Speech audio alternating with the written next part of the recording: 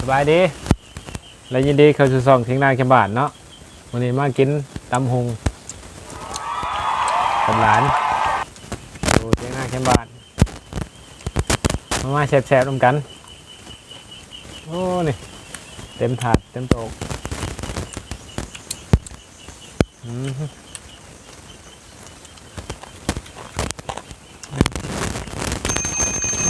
มาทันมั้ยหยุดตานัวเนาะครับกุ้งตายมั้ยเนาะ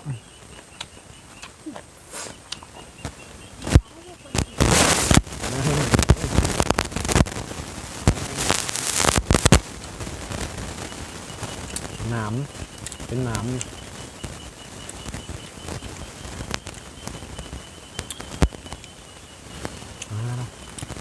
เรื่อง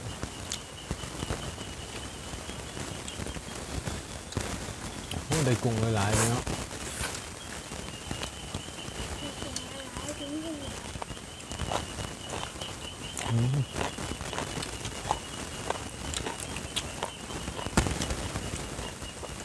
กอด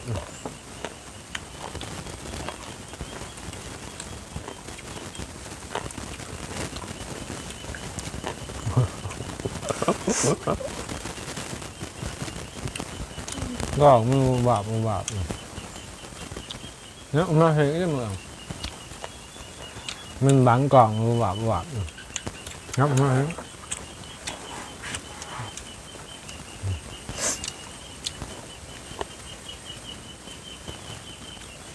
โอ้จะหนักจะเต็มเนาะ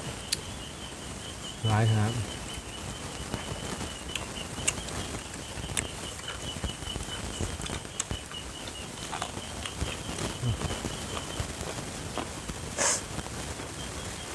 โอ้เป็นไงได้แล้วนี่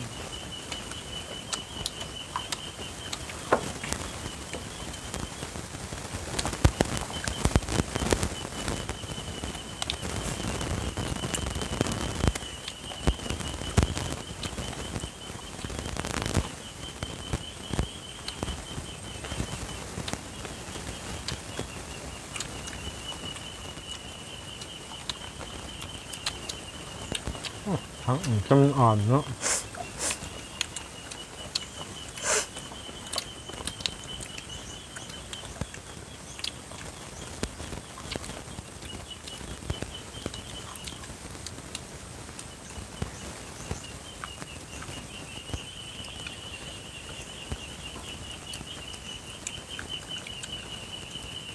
ตัวกุ้งตัวเดียว